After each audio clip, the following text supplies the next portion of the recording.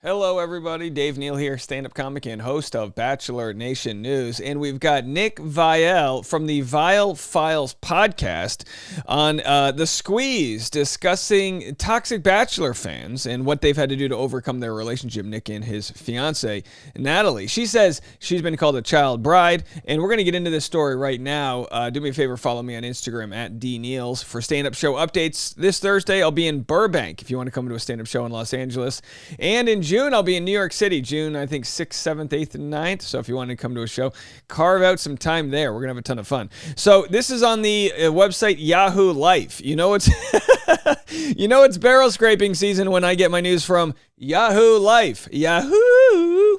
Former Bachelor Nick Viall said he was self-conscious about the 18-year age gap between him and his fiancée, Natalie Joy. Former Bachelor Nick, 42, proposed to his girlfriend Natalie, 24, earlier this year, and now the two are opening up about why that almost didn't happen. Their 18-year age gap. Yeah, he actually carded her when they first started dating, like she was going to, buy cigarettes at the gas station. All right, so we're going to get into this story. I got to tell you. First off, The Squeeze is a podcast that is hosted by both Taylor Lautner and, what is that? Taylor Lautner. That's right. Two people with the same names, one formerly of Twilight and the other, I'm not really sure of what, but she seems lovely, have a podcast together called The Squeeze. Can you tell? They've got the lemons, when life gives you lemons, make lemonade. I don't know. There it is. So, or make, limoncello, vodka. Either way, do you, boo, do you. It's a Monday. So here they are. The podcast has very, very heavy topics that we are not going to cover because I have nothing to add to it. And, of course, they can tell their story. No one needs old schmo Dave Neal over here reacting to tragedy. So that's a different topic, and you can go check them out. They handle it with care. They offer trigger warnings and all that jazz. We are just going to discuss the aspect of Natalie Joy dating a reality star and what has come from that. Let's have a listen. Once you, guys made it official, you obviously learned that he was very much in the public eye. I don't know if that's something that you come from, but for me, when we first started dating, that was no, I was just a normal person. Same. So that was a very large adjustment. I mean, even to this day still is. Do you think when they get in fights, Taylor Lautner's you're no Robert Pattinson? You know what I mean? For me, what was that like for you and for you guys together with that? Honestly, kind of terrifying. I mean, I think I just wanted to push this sharing with the world as much as we could. Yeah. So I'm I just don't know if I'm ready to have a third party in our relationship and everyone's opinions. And so you were wanting to hold back on it? Yeah, okay. I was let's keep this just us. And we were actually outed, and then there was paparazzi outside of our house, caught us walking, and then it was this whole thing. So it was out there. But I personally have a hard time believing paparazzi's hanging out at their house, just because paparazzi these days, it's not the sort of market that it used to be. Usually you have to call the paparazzi for them to show up. But I will take their word for it here. It was definitely intimidating. Yeah, we took our time sure. with it for sure. Yeah. Bachelor Nation is intense. Yeah, well, that's what I was just about to True. say. So, I'm very lucky that Taylor's fans are just they're so loving and they're so kind. So when we started dating, I didn't get any backlash, but the fans of reality TV and those types of people can definitely be. They can be critical at times. Can be a little less forgiving. Here's the thing, right? Nick's not wrong. He's absolutely right. Reality TV audiences are so critical. And maybe not on every topic, but if you post that you've got no matter what you post, they will find something. I posted photos with a cowhide rug in the background. The vegans come after me. You post a photo, there's just one thing after another. Everyone's got their own beef. And when you have an audience that's big enough, you're always doing something wrong. It's exhausting. Everyone who's in Bachelor Nation has to learn how to just deal with it and know that it's not your issue, it's theirs. But that doesn't mean there aren't valid, criticisms. Of course, we've been very critical of the way Nick has dismissed the new foundation, the UCAN Foundation, who is trying to do good by providing mental health help to people. Clearly, he was triggered by something that went down with that situation and responded in a way that a lot of people think that it was the wrong response. That was very flippant to a big issue that existed. But regardless of that, putting that aside, they're still humans. They still have to deal with this on the day-to-day. Don't they deserve to be happy?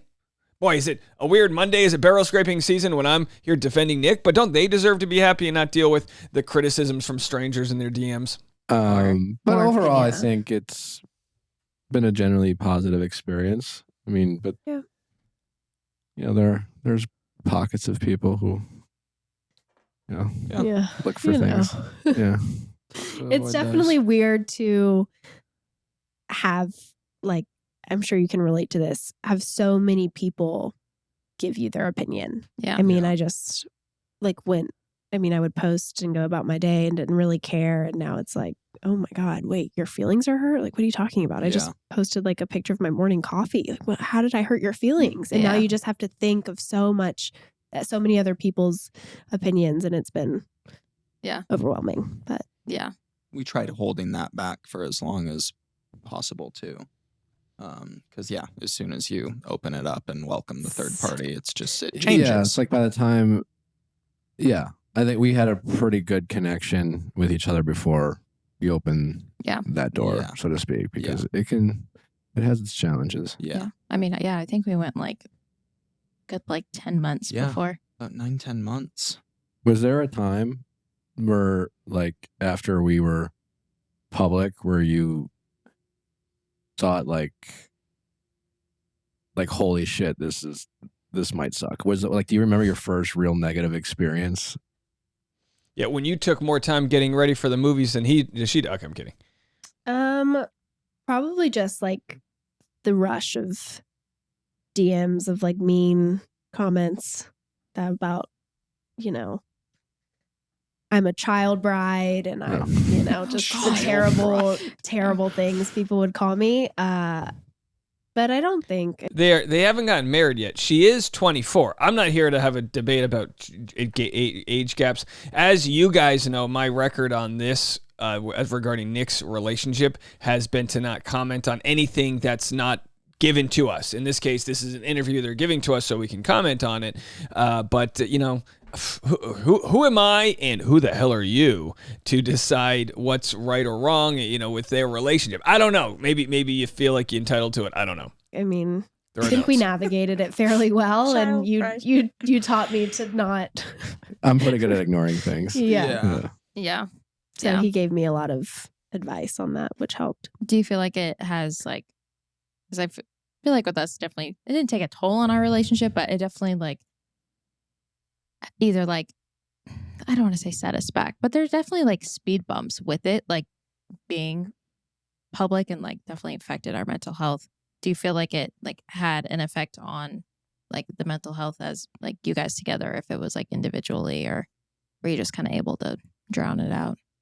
I don't know. I've just recently started therapy, which has been a complete life altering experience for me. I've learned so much just about the way I process things, the way I value. I really like this convo, but it feels like I'm watching it at half speed. Is it just me? Have I had too much coffee that this energy is too slow for me? Either way, I mean, it works. People in my life, and I think the most important thing is probably just learning how my brain works. Mm-hmm. Yeah.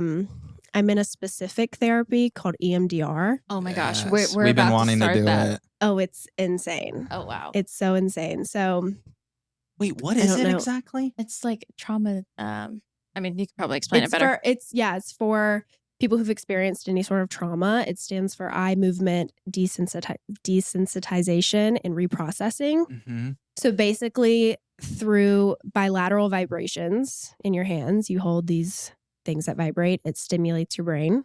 Oh. And then you have a licensed professional kind of guide you. Mm-hmm. And so you're able to... Boy, this sounds like such a white woman thing to do. You got to soak your crystals in the tears of the full moon. No, I'm kidding. It's fine. Hey, therapy is great. She's 24. Getting therapy, at such a young age is a good thing. A lot of people don't realize their issues till they pass them on to their kids. Looking at you, Mom. Just kidding. All right, so let's go to one more. I want to go to one more clip here. You got to give you have to give credit where it's due. Nick's podcast has actually grown leaps and bounds as of late. I think it's helped. He's been covering Love is Blind and other reality shows that have been very hot, and he's been getting the featured interviews for those. So he's been doing really well. Credit where it's due for his podcast. He has multiple producers on healthcare. You know my opinions on this. That I don't think employers should have to cover people's healthcare. I think it should be provided, and that's a different story. But good for him for doing that. Podcast. Mm-hmm. It's doing all right. It's doing okay. Congratulations, by the way. Thank you. It's currently #1 in news and society, is it? It was this morning. It was 3 overall in the world. And #1 in society and culture. And what's interesting with charting, when you look at charting, go to Chartable here. A #1 podcast really means how many new subscribers you're getting. So when something does really well, you get featured and bumped up. So right now he's at 149th in all podcasts in the U.S., which is an incredible feat. He's 160. I don't know how he's 160. Oh, that's in Great Britain. In the U.S., he's ranked number 21 in society and culture. Whereas mine, we're a one-man shop over here. Just started in the fall. Has picked up a lot of steam here. We are. In the United States of America, in relationships, we are at 148th.